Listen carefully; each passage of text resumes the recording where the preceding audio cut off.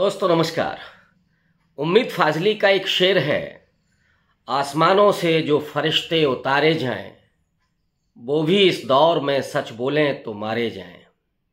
कल नई संसद भवन में राहुल गांधी ने बेहतरीन शानदार भाषण दिया और शायद पार्लियामेंट के सबसे उल्लेखनीय भाषणों में उसे शुमार किया जाएगा। बहुत संक्षिप्त लेकिन बेहद कॉन्क्रीट, बहुत तथ्यात्मक और इतना तार्किक कि उसने मजबूर कर दिया सत्ता पक्ष के लोगों को हंगामा करने के लिए। राहुल गांधी ने शुरुआत की ब्रिटिश हुकूमत और स्वाधीनता आंदोलन से। स्पष्ट तौर पर उन्होंने कहा कि जो स्वाधीनता आंदोलन की लड़ाई लड़ी गई उसमें महिलाओं का भी योगदान था, और जब सत्ता हस्तांतरण हुआ तो वो भारत के लोगों को प्राप्त हुआ। और ये सत्ता हस्तांतरण और सत्ता को प्राप्त करने की प्रक्रिया अनवरत जारी है। पंचायती राज व्यवस्था महिलाओं को सत्ता हस्तांतरण करने का और महिलाओं के सत्ता में भागीदारी का बहुत बड़ा कदम था, जिसमें महिलाओं को भी रिजर्वेशन मिला। राहुल गांधी ने नरेंद्र मोदी की सरकार पर एक बहुत बड़ा सवाल खड़ा किया। उन्होंने कहा कि जब पुरानी संसद से नई संसद भवन में सांसदों को लाया जा रहा था तो माननीय राष्ट्रपति जी नहीं थी, उनको होना चाहिए था। वो एक स्त्री भी हैं और वो आदिवासी समुदाय का प्रतिनिधित्व भी करती हैं।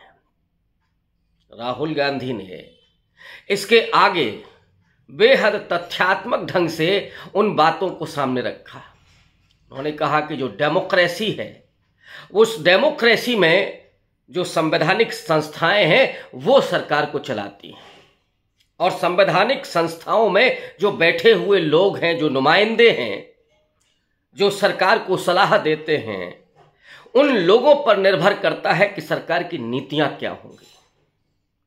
राहुल गांधी ने कहा कि उसमें इस देश के दलितों, पिछड़ों और आदिवासियों का कितना प्रतिनिधित्व है, इसकी बात होनी चाहिए। और जब मैंने इस पर शोध किया तो मुझे जानकारी हुई कि जो कैबिनेट सचिव स्तर के अधिकारी हैं 90 उनमें से केवल 3 ओबीसी समाज से आते हैं, जो इस देश के बजट का केवल 5% कंट्रोल करते हैं। बाकी 95% बजट का एलोकेशन कौन कैबिनेट सेक्रेटरी करते हैं और फिर उनकी नीतियां क्या होंगी, उससे लाभान्वित होने वाले वर्ग और समुदाय कौन होंगे, इसे समझा जा सकता है। सीधे तौर पर पार्टिसिपेशन का सवाल उठाया राहुल गांधी ने। जुडिशरी में कितने लोग हैं, प्रेस में कितने लोग हैं, और भी तमाम संस्थाओं में कितने इन समुदायों के लोग प्रतिनिधित्व करते हैं।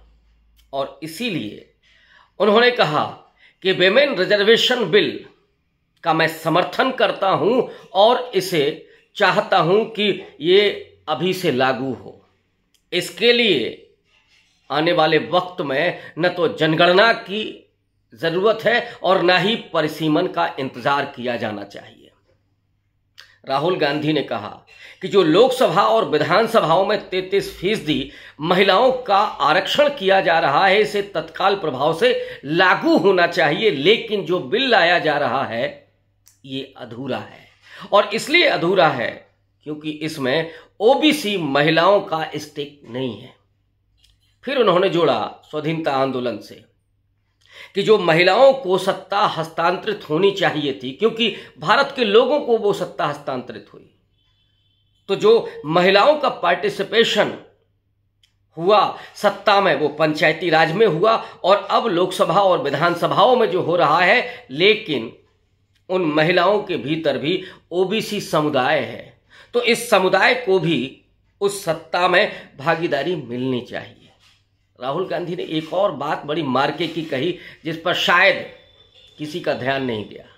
उन्होंने कहा राज्यसभा में भी ये रिजर्वेशन होना चाहिए, यानी महिलाओं को राज्यसभा में भी 33% रिजर्वेशन मिलना चाहिए और उसमें SC, ST और OBC की महिलाओं को भी कोटा विदिन कोटा होना चाहिए। इसीलिए मैंने कहा कि राहुल गांधी का ये जो भाषण है वो अब तक के भाषणों में सबसे उल्लेखनीय भाषण के रूप में उसे देखा जाएगा। टू द पॉइंट और सोशल जस्टिस की पॉलिटिक्स को पूरे तरीके से उन्होंने अपने इस भाषण में शामिल किया।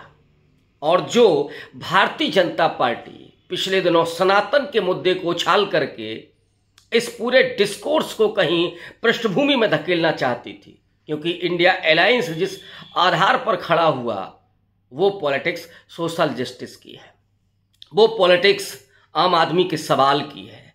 और इस देश में चूंकि सामाजिक व्यवस्था ऐसी है, इस देश में इतनी विभिन्नता है कि उसमें सैकड़ों समुदाय हैं, सैकड़ों भाषाएं हैं, और जो ये विविधता है वो विविधता आपको पार्लियामेंट में, विधानसभाओं में, संवैधानिक संस्थाओं में, जुडिशरी में, प्रेस में भी दिखनी चाहिए। लेकिन जब प्रतिनिधित्व नहीं होता है तो इन समुदायों के कंसर्न सामने नहीं आते हैं, उनकी अपनी चिंताएं, उनकी अपनी आवाज़ें नहीं पहुंचती हैं। इसलिए ज़रूरी होता है कि इन तमाम संस्थाओं में उन लोगों की आवाज़ें हों, उनको वो महत्ता भी मिलनी चाहिए। और इस बिल के ज़रिए इसको आप लागू कर सकते हैं। इसी पर नहीं रुकते हैं राहुल गांधी ने कहा कि ये पार्टिसिपेशन कितना और कहां है, इसकी जानकारी तभी हो सकती है जब कास्ट सेंसस हो, जब जातीय जनगणना हो। उन्होंने इस बात पर जोर दिया कि जो आने वाली जनगणना होने वाली है उसे कास्ट सेंसस के रूप में डेटा कलेक्शन के लिए प्रयोग किया जाना चाहिए। और आखिर में उन्होंने ये भी कहा कि अगर आप नहीं करवाते हैं तो कास्ट सेंसस हम करेंगे, हम डेटा रिलीज करेंगे, ताकि किसी भी नीति के निर्धारण में या किसी भी और मुद्दे पर इस देश में कोई कंफ्यूजन ना हो। ओबीसी कितना है, दलित और आदिवासी की तो जनगणना होती है, माइनॉरिटी की जनगणना होती है, लेकिन इस देश में ओबीसी, अति पिछड़ा और अत्यंत पिछड़ा कितना है और उसे कितना पार्टिसिपेशन मिला हुआ है, महिलाओं को, कौन सी समुदाय की महिलाओं को कितना पार्टिसिपेशन कहां पर मिला हुआ है, ये भी उन आंकड़ों के जरिए तय होगा।